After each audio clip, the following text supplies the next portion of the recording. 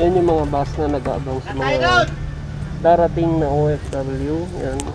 Sila yung maghahatid sa quarantine facility or sa mga hotel na ano, kung saan sila ma-assign.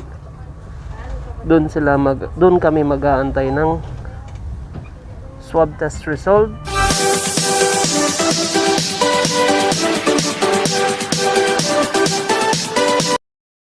Subscribe now. So yan, papunta na kami ng hotel. Doon na kami mag-aantay. So habang papunta kami sa hotel, tumigil yung bus namin sa isang lugar. Akala ko may inaantay pa kami. Yun pala, si Manong driver, yung nakikita nyo dyan, yung si Mr. Clean, yung sabi ni ate kanina. Magbebenta siya ng SIM card. Ayan. So malaking tulong din naman para magkaroon kayo ng contact sa mga pamilya nyo, kasi nga karamihan sa mga dumarating na OFW ay walang mga SIM card, Philippine SIM card. So yan, malaking tulong din yan. Kaso nga lang, medyo may kamahalan. Meron na rin siyang tindang adapter ng charger. Ayan, kompleto na si Kuya Mr. Clean.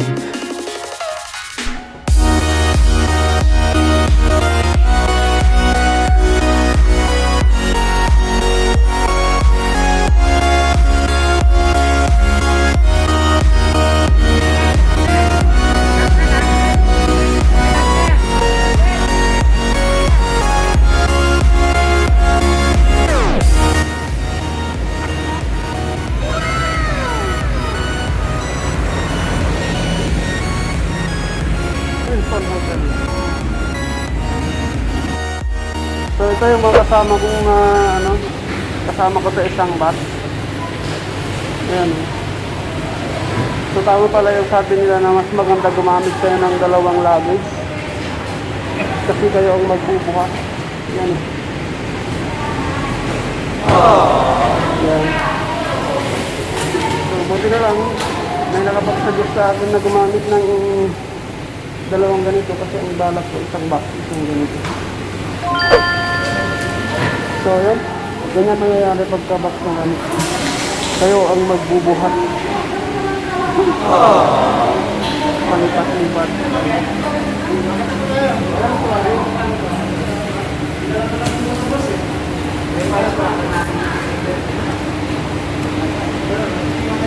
Dito sa Crimson Hotel. Yan sila, ang dami.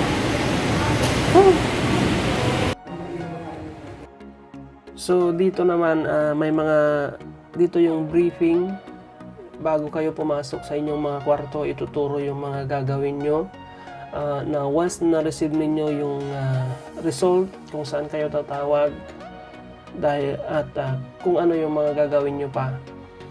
May mga pipilapan kayong mga forms dyan, yung mga informations ninyo kukunin nila.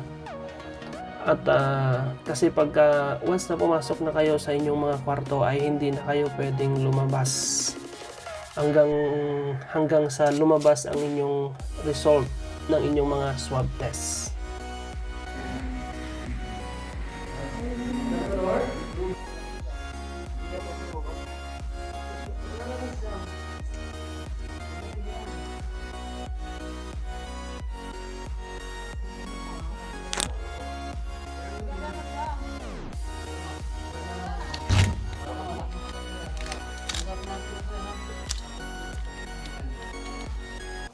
A few moments later.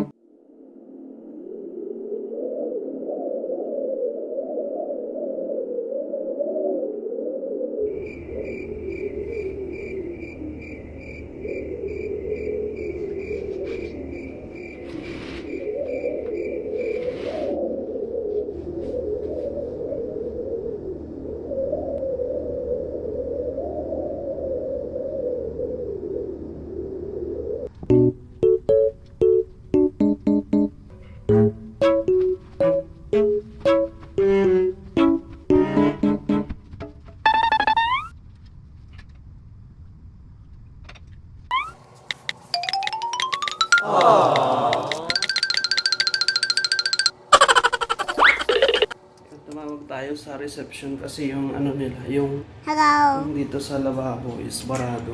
Tingnan nyo. Pagpasok ko pa lang kagabi, barado na agad. Yan, puno na. Ganang kagabi ko pa ginagawa. Hindi siya gumagana. Ewan ko. Bala siya. Ayusin daw. Yan o, yung aking room. Crimson.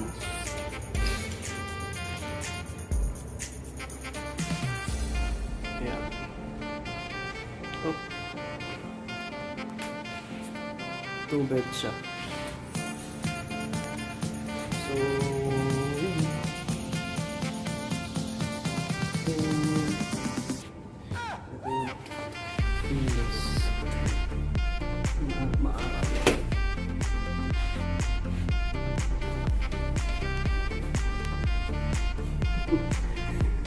Gulo na. Yun. So, ito po yung ating quarantine facility. So, napakaganda po yung bigay po ng gobyerno para sa mga FW. Walang problema. Yung ating closet. Yung closet na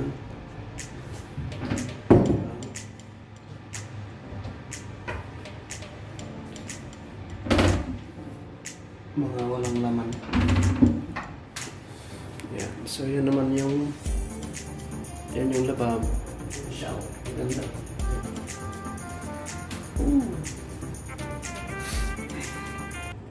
One eternity later.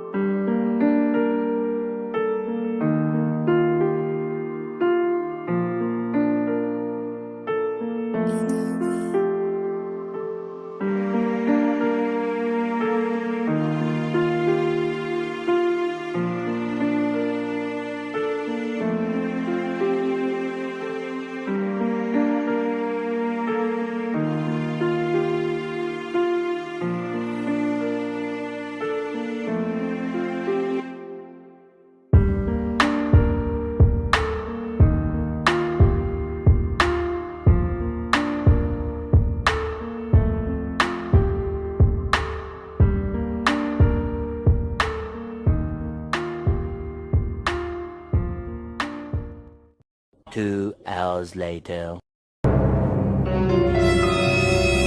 So yun, kaka-receive ko lang yung email. Kinakabahan ako. Kita ko na yung notification. Tignan natin.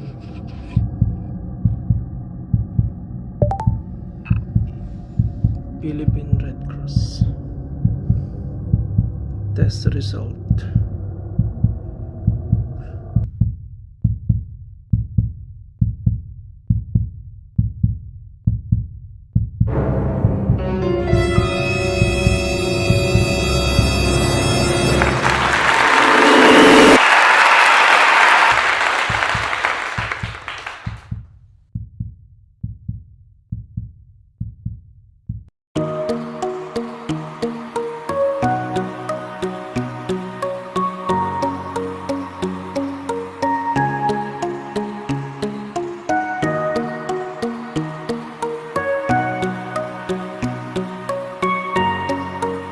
A few moments later. Yun, so yun na po yung resulta. Ako po ay kinabahan. Yun, pero thank you Lord at tayo po ay negative. So inform na natin yung OWA para malaman na natin kung ano yung susunod na yung instruction sa atin. Kinakabahan ako kasi hindi ko malaman kung ano yung pakiramdam ko.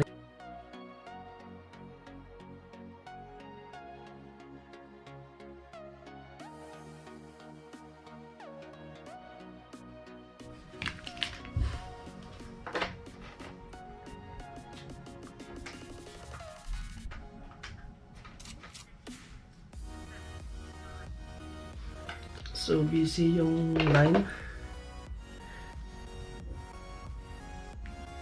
So i-try natin ulit.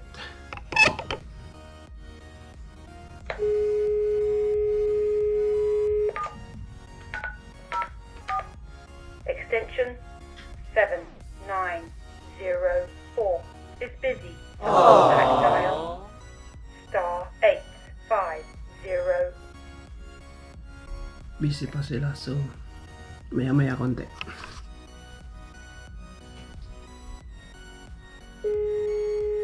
Ayan na, nagre-ring na yung OWA.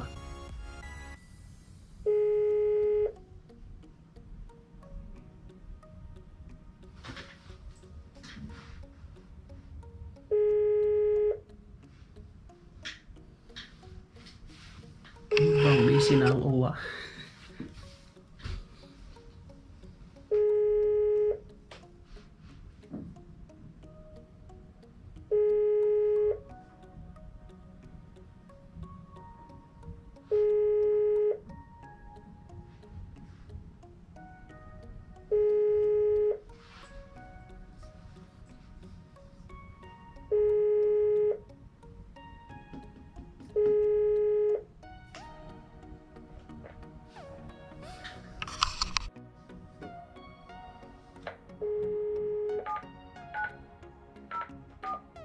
Extension 7904 is busy. For callback dial *850.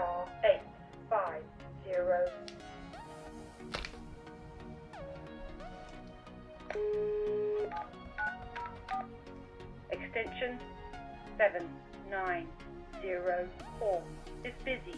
For callback dial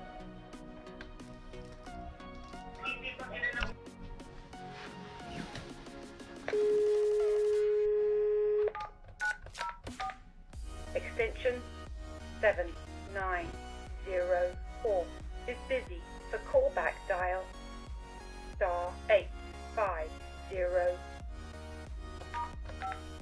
Vacant number.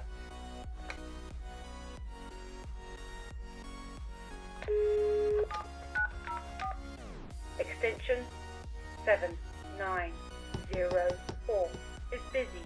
For callback dial *850.